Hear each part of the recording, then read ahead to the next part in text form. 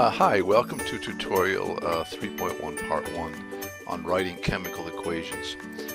So in this set of 3 tutorials we're going to learn how to balance chemical equations, and there's a pretty nice kind of outline of how to do this directly on the website.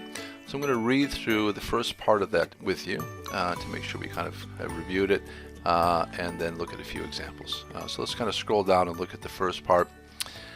So down here in this line here, I say the topic of this lesson. This is the topic of the lesson. What's the topic? How to show chemical changes in terms of equations. So let me explain what that means, and we'll go nice and slow here. So first, chemistry is the science that explains changes in nature. That's what we've been saying all term. These transformations that take place in nature, that's what chemistry is all about. These transformations, unlike the less radical changes that we call physical changes, are when one kind of thing becomes another kind of thing. Question, how is it possible for one kind of thing to become another kind of thing in the physical world? Just by the rearrangement of atoms. So we want to somehow represent these changes and have it show a rearrangement of atoms and nothing else. So let's look at an example. Here's an example. Hydrogen gas is one kind of thing. It's made up of hydrogen molecules. It has a set of properties. Those are unique to hydrogen. Oxygen gas, that's another kind of thing. It's made up of oxygen molecules with its own unique set of properties. But if we combine the atoms of each in a new arrangement, we can make, as you know, water, H2O, which is a very different kind of thing. Water does not have the properties of hydrogen or oxygen, nor is it some kind of blending of those properties. When combined actually in the right ratios, nothing but water can be made. And when this happens, there's absolutely no sign of any residual oxygen or hydrogen. So the question of this lesson is, how do I represent that? How do I show this thing in symbolic form? How can we represent this kind of transformation? First, a little bit of language. Transformative changes called chemical reactions can be represented by chemical equations. So equations are not quite the same in chemistry as they are say, an algebra course. We use arrows to show what happens after as compared to at the beginning, not equal signs. But apart from that, they should seem fairly familiar. We write the formula for each starting substance. Those are called the reactants, separated by a plus sign, followed by an arrow to indicate the transformation. And then the formula for each made substance, each unique substance, again separated by a plus sign. The plus signs here don't mean adding. We're not saying add these two things together the way you would numbers. We don't say 2 plus 3 is something. We're just saying this and that. So think of the word plus sign as the word and. These two things are together in the same space. The made substances are called the products. The order in which the substances are shown on the reactant or product side doesn't matter. Some students get confused. Do I have to write the H2 plus O2 or is it O2 plus H2? That doesn't matter at all. We're just saying the two things when combined, when added together, however, whatever order you add them in. There's no sense of order. They're just in the same place. In the example above, hydrogen and oxygen are the reactants, and there's only one product, water. We can write the hydrogen first or the oxygen first. It doesn't matter which. All right, so let's go ahead and try to do that and see how we do it. How can we represent this thing? So first of all, the reactants go on the left side before the arrow. That's what we start with. The products go on the right side. So here's our first effort of writing the making of water from hydrogen and oxygen. We say, well, H2 plus O2 makes H2O. That looks pretty good. We've accounted for everything.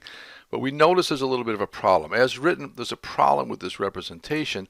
Not all of the atoms shown on the reactant side are accounted for in the product side. I hope you can see that. Over here, we've got two oxygens that are joined together. On the other side, we've only accounted for where a single oxygen went. In a water molecule, there's a single oxygen, not two. So the question is, how do I manage accounting for the fact that there would be this oxygen left over? First of all, language, we would say this reaction as written is actually unbalanced. It doesn't show a simple rearrangement of these substances into another because not all the material is accounted for. One way you might account for it is this. You say, well, if there's this oxygen left over, I'll just put the oxygen over here on the product side. That actually is a problem because that's like saying, well, look, when I take hydrogen and oxygen, I don't just make water. I make water plus this oxygen off by itself, and you wouldn't necessarily know this, but an oxygen off by itself like that without being bonded to another oxygen atom in a molecule would be highly reactive. But that's not what we find in the lab or in experience. We don't find that we make water in this highly reactive form of oxygen. We just make water and nothing else. So we say, so how can we fix this? How can we deal with the fact that this extra oxygen is left over?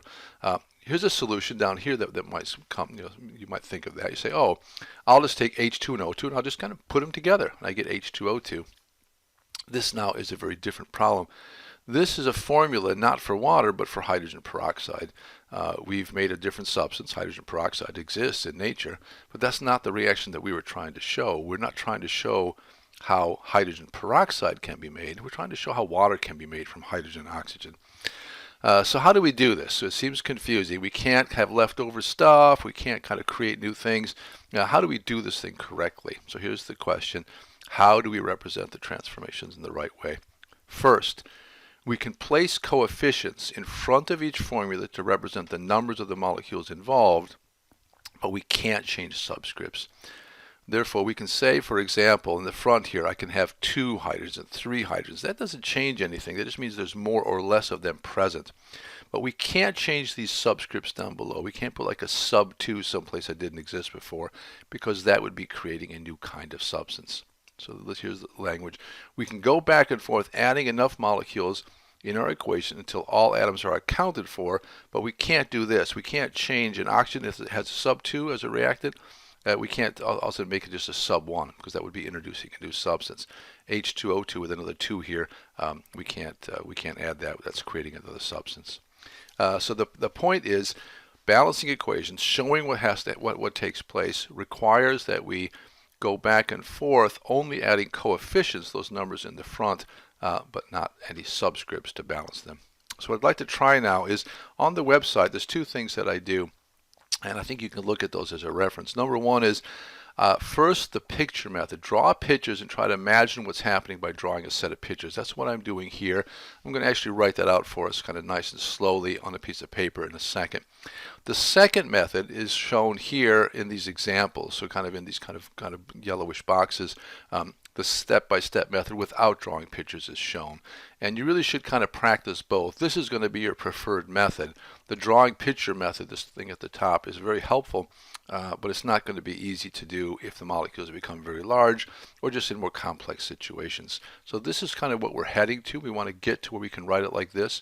I use this method, and I'm just going to demonstrate that in a second and then show you. And the down below, there's another couple of examples. I do another example here. Draw the picture first, then the non-drawing the picture method.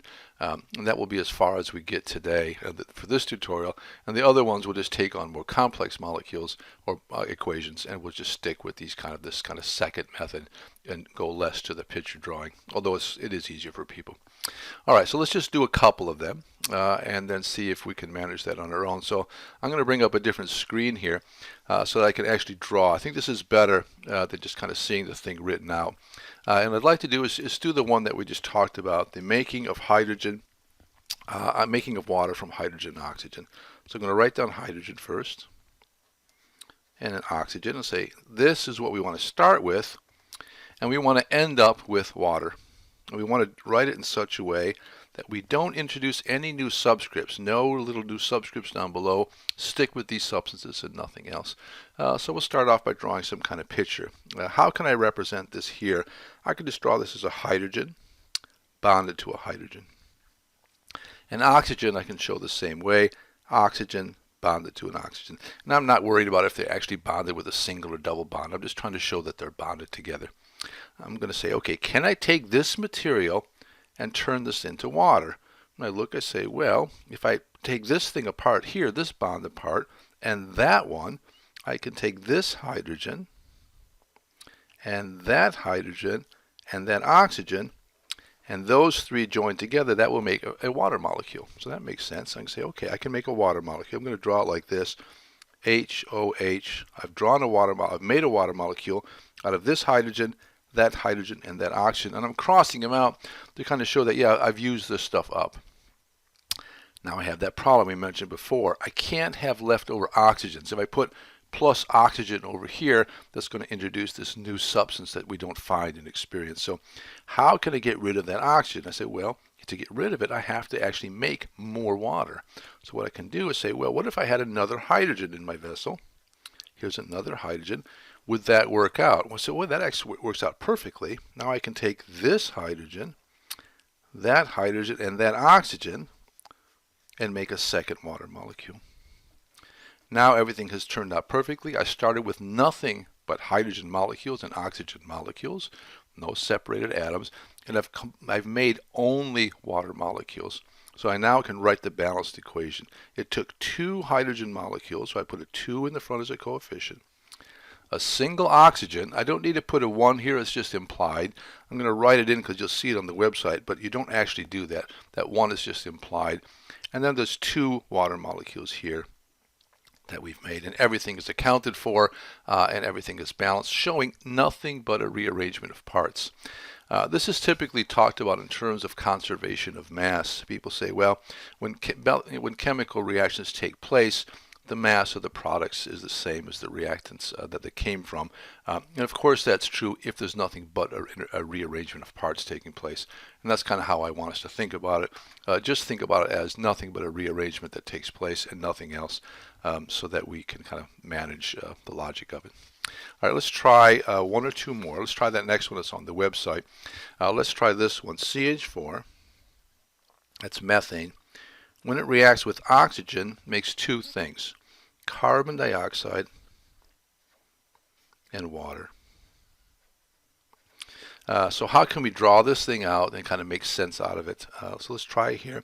So we have carbon attached to 4 hydrogens. And I'm just drawing these little lines to show that they're bonded. And I have oxygen attached to another oxygen. I'm just going to cross things out as I use them up. Do I have enough stuff, material over here, to make this material over here? For example, do I have enough stuff to make a carbon dioxide? I look, I say, yeah, I got a carbon right here, and I see 2 oxygens there. If I split that up, stick 1 oxygen on one side, 1 oxygen on the other side, that would make a carbon dioxide. So I'll do that. I'll cross those out. I'll say I've got a carbon stuck to an oxygen on either side. Great, I've made one of the products, CO2. And now I've run out of oxygen. I'm still supposed to make water, so I know I'm going to have to get some more oxygens. How else could I come up with any water molecules? So I'm going to get the same substance, the same material, which has to be just oxygen molecules. 2 oxygens joined to each other. Is there enough stuff there to make any water? I say, let's see, for a water I need an oxygen in the middle surrounded by 2 hydrogens. So oxygen, I'll break this apart. I'll get the oxygen here, and these 2 hydrogens will make the water molecule. So HOH. Great, and what can I do with this guy? The leftover will go with these 2 hydrogens. Well, that'll be perfect. They'll use them all up. This oxygen goes with those 2 hydrogens to make another water molecule. So it looks like I've shown how to write a balanced chemical equation for the burning of methane. It takes a single methane molecule, 2 molecules of oxygen. We end up with 1 carbon dioxide and 2 water molecules. Okay, so that's pretty good. I hope that makes sense. I know we're running a little long. It's 13 minutes so far on this video. I think let's take, though, 2 minutes to do this. Let's try to rewrite those same equations. But this time, let's try to do it without drawing any pictures, just so we see the logic. We'll do the same exact ones so it's not confusing. Let's go back to the water molecule, the water making. So hydrogen plus oxygen goes to water.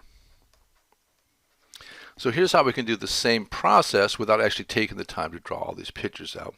We look and we say, okay, I have 2 hydrogens and 2 oxygens. To use them all up, how many waters do I have to make?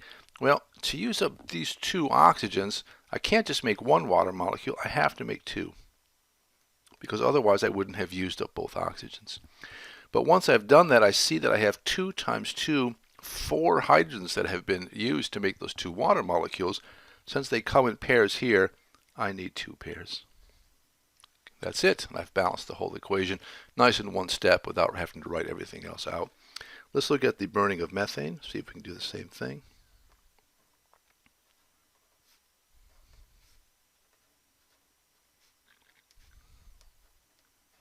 All right, here's the unbalanced equation. We can start in the same way. We can say, well, to use up these 4 hydrogens, how many waters do I have to make? Not just 1, but I'm going to have to make 2 waters. That makes sense. Now 4 hydrogens have been used up. How many oxygens did I use over here? I needed 2 to make the CO2, another 2 to make these 2 water molecules. That's 4 atoms of oxygen. They come in pairs, so I'm going to need 2 pairs. And again, I'm all done. Everything is balanced. I've got 1 carbon on both sides, 4 hydrogens on both sides, and 4 oxygens. So we know everything has been balanced out. This shorthand method is a little bit harder to get used to, but it's by far going to be the most effective way to balance, because you can kind of see the rearrangement in your head. Drawing it out really helps. It's not that it doesn't. It just takes a little bit too much time, especially with larger molecules. Okay, I think that's it. Good luck with this. We will obviously practice this in class, especially with some of the more complicated molecules. It just gets confusing. We're going to do this in 3 sections, tutorial 1, 2, 3. They're all the same. We're trying to write these equations in the balanced form, and as they get more complex, we'll just have to practice until we get used to them. All right, good luck, and we'll see you in class. Thanks.